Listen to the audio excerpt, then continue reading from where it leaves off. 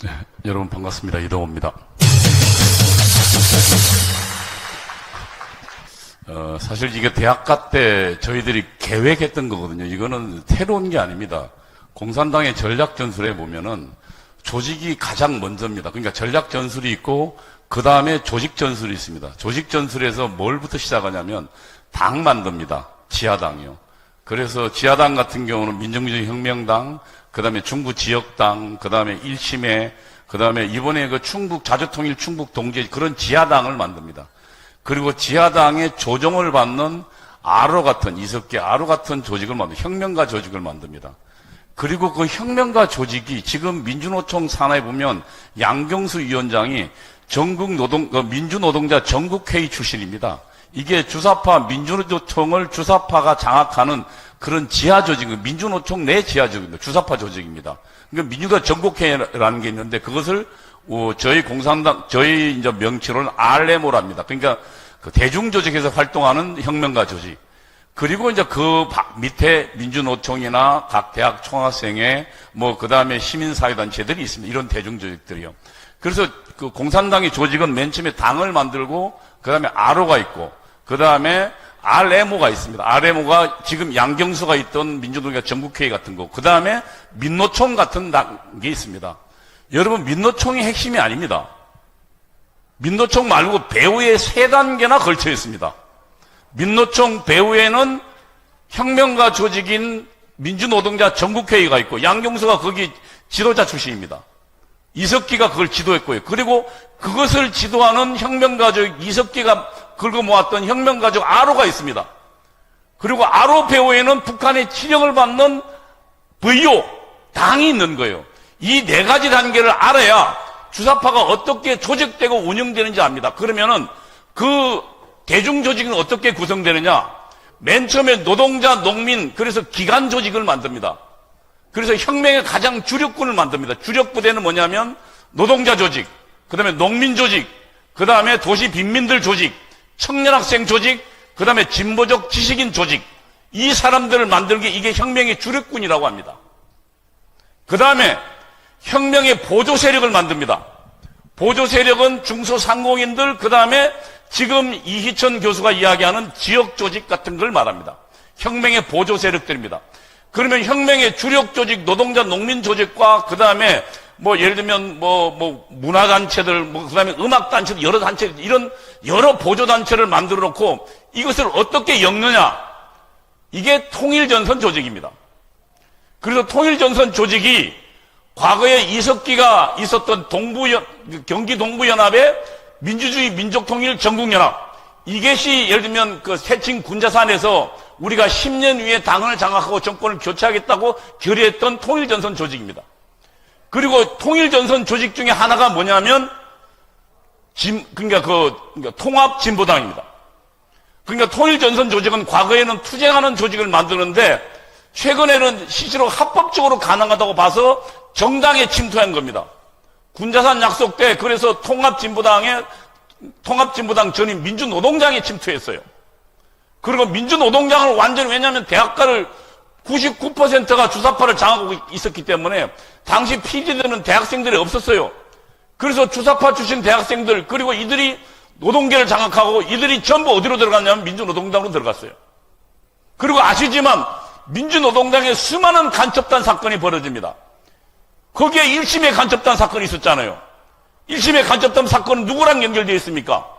지금 얼마 전에 문재인 때 지금 그 국가정보원의 기조실장은 뭡니까? 예산, 그 다음에 인사 다 장악하는 핵심 중에 핵심 조직입니다. 그 기조실장이 1심의 간첩과 연결되어 있었습니다. 박선원. 그래서 김승규 국정원장이 그 친구 수사로 들어갔다가 보고하러 갔다가 바로 나오면서 잘렸습니다. 그래서 당시에 1심의 간첩에, 그러니까 이 1심의 간첩이 민주노동당을 배후에서 움직이는 조직이었습니다. 그러면 그 전에는 누가 있었냐? 이선실이 있었습니다. 이선실은 1980년도에 계일동포로 위장해서 대한민국에 들어왔어요. 91년도 부여간첩 김동식이 북한으로 데리고 갔습니다. 10년 만에요. 그 전까지 민중당, 그러니까 이재호, 그 다음에 김문수, 그리고 또 있잖아요. 여러 명이 그 활동하던 그 민중당 조직을 실제로 돈을 대고 배후에서 조정했습니다. 예? 예. 그러니까 사실상 그동안 북한은 뭐냐면 지금 현재 대한민국에 벌어지고 있는 지하당 뿐만 아니라 공개적인 정치 조직, 그리고 공개적인 이 시민사회단체 조직까지 전부 다 관여하고 있었어요. 그러면은 당시에 학생운동 어떻게 했느냐? 우선 맨 첫 번째는 노동자로 갔고 농민으로 갔습니다. 그때 북한에서 김일성 수령이 지시를 내렸어요. 야, 머리 좋은 애들 전부 노동자로 보내지 말고 그 중에 공부 잘하는 애는 시험 봐서 어디를 보내냐? 판사도 되게 하고 검사도 되게 하고 국가 공무원도 되게 하라. 당시 연대 제 후배, 지금 현재는 이제 은퇴했는지 모르겠네요. 제가 청와대 가보니까 청와대 핵심 부서에 있더라고요. 당시 연대 주사파 조직원이었습니다. 그 친구. 제가 참 그래도 저랑 활동한 친구의 이름 밝히긴 그렇지만, 그래서 그 당시에 우선 활동한 애들이 지금 변호사 되고, 그래서 민변 만들었죠. 그리고 검사도 들어갔죠. 그리고 그 다음에 언론사에 많이 들어갔습니다. 그리고요, 또 우리 전대협 산하에 특별히 예를 들면 투신위원회라는 거, 투신이라는 게 뛰어내리는 게 아니고요. 학생운동 하다가 자신의 존재를 바꾼다 해서 그 위원회를 만들어서, 그 위원회가 뭐냐면 그래서 교사로 많이 들어갔습니다. 이렇게 하고요. 그 다음에 들어간 게 87년도 이후에 국민운동본부가 있었습니다. 그 국민운동 각 지역 조직이 뭐로 변신하면 이 지금 마을로 내려갔어요. 마을로 내려가서 이들이 맨 처음에 뭘 해요? 왜냐하면 마을로 내려서 사람을 꼬셔야 될 거 아닙니까? 사람 잘 꼬시는 게 뭐냐면 아이들 가르치면 아들이 좋아하거든요. 근데 이들이 전부 서울대, 연대, 고대 출신들이에요. 영어 공부 잘합니다. 수학 잘 가르쳐요. 저도 나와서 먹고 살 게 없어가지고 강남에서 영어학원 하면서 엄청 돈 벌었었거든요. 지금 강남의 인류 영어학원은 전부 다 주사파 운동권들 출신입니다. 그런데 어쨌든 지금 걔들이 그러면은 마을에 들어가서 학생들 모아요. 아이들 모아서 우선 독서 토론을 하자 하고요. 그 다음에 또 아이들 공부방 만들어줍니다. 그래서 시작하다가요. 그런데 그것도 잘 되지 않다. 그동안에 성공한 게 있습니다. 여러분 아시지만 이 아이쿱이나 그 다음에 왜 유기농 하는 협동조합들이 있습니다. 둘의 공동체 같은 것들이 있고요. 이게 1년에 보니까 몇 조 됩니다. 한 회사마다요. 어마어마하게 이들은 유기농을 공급한다 해가지고 우리 국민들 아마 몰라요. 그래서 이들이 이 돈 가지고 거기에 전부 활동가들 다 돈 줬습니다. 그래서 성공했어요. 마을에 다 뿌리 내렸어요. 그리고 이들이 이제 어디로 갔느냐? 이게 지금 저들이 장악한, 그러니까 자치단체가 굉장히 중요합니다. 저들이 자치단체장을 장악하니까, 예를 들면 성남 같은 경우 성남시장을 장악하니까, 성남시장 이재명이 장악하니까 그때 이석기 통진당 그룹이 성남시에 맨 먼저 내려간 게 성남시 이 인수위원회 만들어가지고 김미희인가요? 걔가 인수위원장이 돼가지고 맨 처음 시장에 청소 용역사하고 아도 쳤습니다. 청소 용역. 그리고 성남시에 있는 주민자치 기관들 있죠. 거기 싹 장악했습니다. 그러면 그동안 서울시가 10년간 박원순이 장악했습니다. 아까 마을 공동체 사업이라는 게 3,900명을 성미산 공동체는 원래 저거들끼리 시작한 거예요. 저 운동권끼리 모여서 저거들끼리 공동 육아하고 저거들끼리 애들 키우고 운동에 모이다가 그 모델들을 받아가지고 박원순이가 받아서 마을 공동체 지원센터를 만들어서 1년에 예산이 1,000억입니다. 이 1,000억을 걔들 손에 쥐어진 거예요. 그리고 걔들이 심사해서 나눠줬습니다. 그 다음에 또 무슨 돈 만들게 했냐면 협동조합 있잖아요. 무슨 사회적 기업인가요? 여기에 운동권들 다 신청하면 다 돈 나눠줬습니다. 그리고 뭘 했냐면 아예 사회적 기업을 어떻게 조직하고 운영하는지 거기에 아예 노동상담소, 그 다음에 서울시 안에 있는 교육센터에서 애들 전부 다 데려다 교육시켰습니다. 그리고 걔네들이 어디로 갔냐면 다 마을에 있는 사회적 기업으로 갔죠. 그런데 이제 제가 아는 거는 이들은요, 세금 빼먹는 귀신이지 사업은 절대 못합니다. 그래서 다 망했어요. 그런데 하나, 자치단체장을 장악하고 있는 그 조직들에는 전부 다 들어갔어요. 제가 서대문에 지구당 위원장은 2년 했는데 국민의힘에서요. 그때 예를 들면 마을에 무슨 행사가 있다 가보면은 거기에 멀쩡한 집 하나를 샀어요. 그 사서 마을 활동가 사무소를 만들어 놨더라고요, 거기에. 그러니까 87년, 88년대 저희들이 꿈꿨던 게 이제 저희는 합법적으로 우리 정부 돈 가지고 국민 세금 가지고 마을 활동가들이 아예 살 수 있는 거주 공간도 만들어주고 그들에게 월급도 주고 또 그들에게 지금 그 아이들을 전부 만날 수 있도록 아예 혁명 거점을 만들어 준 겁니다. 그것이 서울시내 곳곳에서 일어나고 있어요. 제가 서울시 의원 보고 이거 좀 조사를 해도 이 병신들이 뭐가 뭔지 몰라요. 이천 교수가 그 내용을 아주 잘 조사했는데 지금 그래서 저희가 지금 가보니까요. 그 교회하고 이 동하고 예를 들면 그 협의회가 있습니다. 가보니까요. 예. 그런데 교회가 할 일이 없어지십니다. 교회 할 일을 전부 다 그 동사무 다 뺏어가가지고 교회 예산도 다 빼서 아무것도 안 돼요. 교회 하는 것도 못하게 막아요. 지금 그렇게 돼 있습니다. 마을이 그래서 지금 그래서 중요한 건 뭐냐면 지금 우선 우리 서울 시내 찾아온 자치단체들이 있습니다. 자치단체장들에게 이 사실을 알려야 돼요. 지금 현재 마을 총회하고 있고 지금 곳곳에 한번 보세요.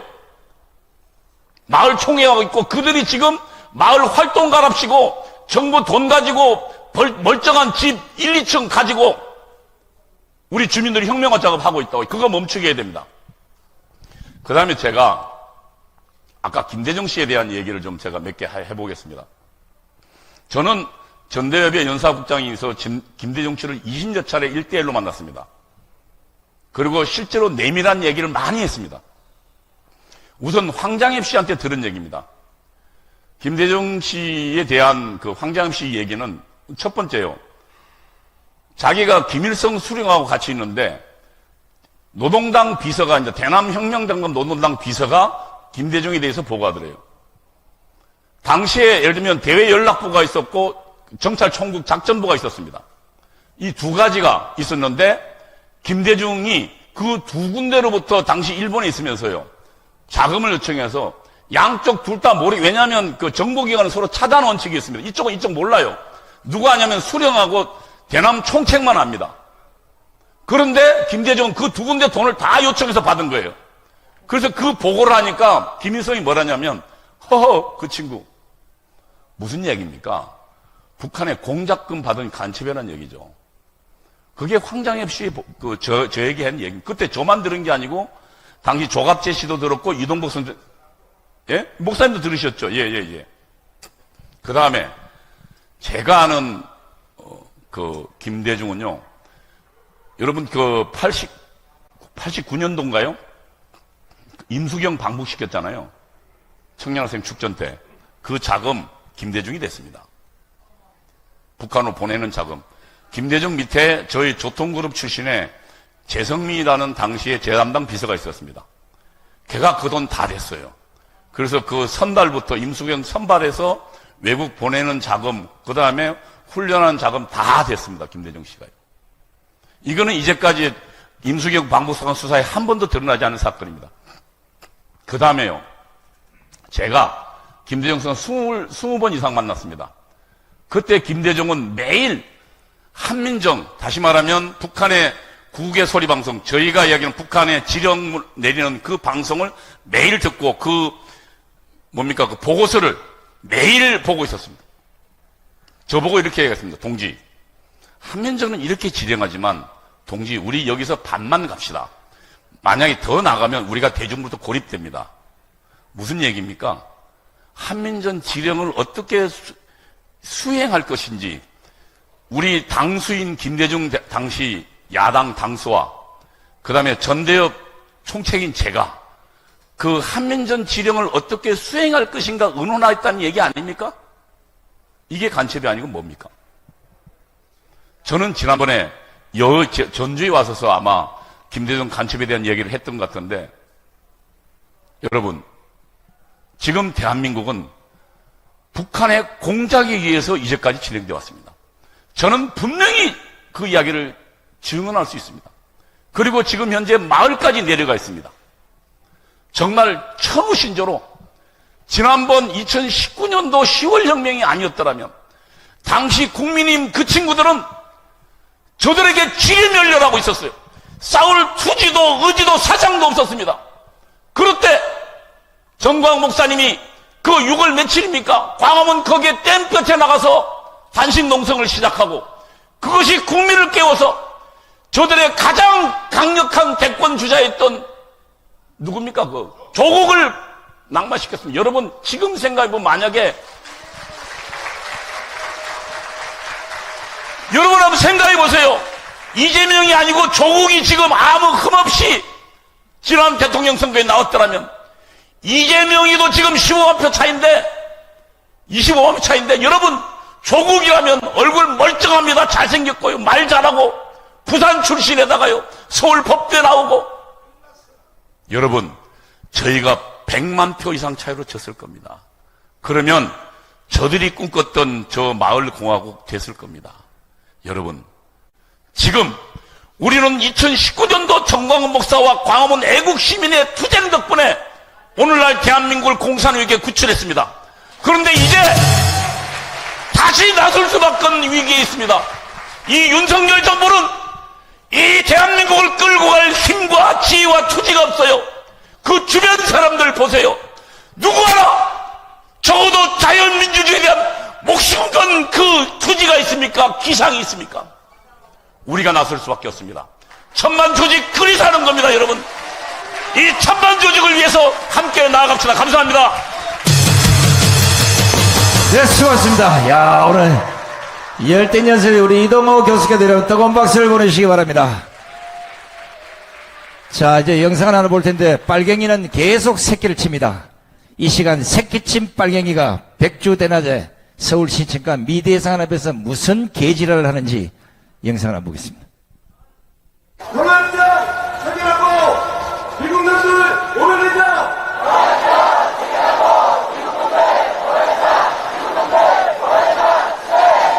이성기 한상규와 모든 양심수를 선방하라.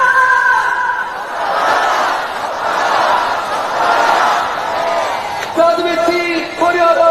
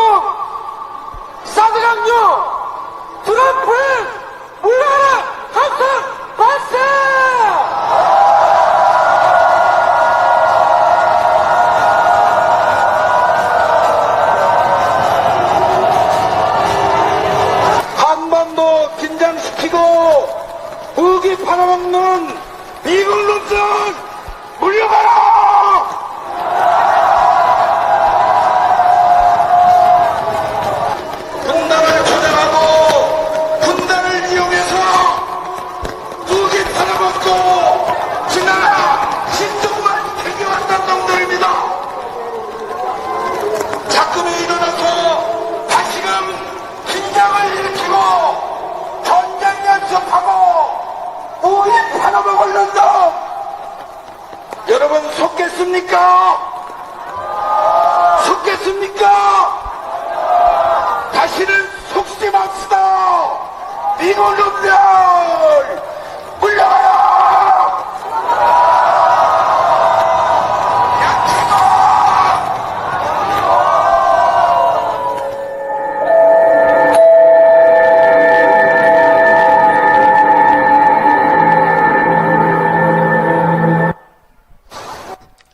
자, 요놈들이 또 새끼를 쳤습니다. 요 밑에 새끼들이 지금 무슨 짓을 하는지 사진 한 장으로 보여드리겠습니다. 저 남자 저놈이 들고 있는 저 한번 보십시오. 정가원 목사님이 18번호 쓰는 내자가 거기 딱 찍혀 있습니다. 개자식아. 이런 짓거리가 지금 서울에서는 매일같이 벌어지고 있습니다.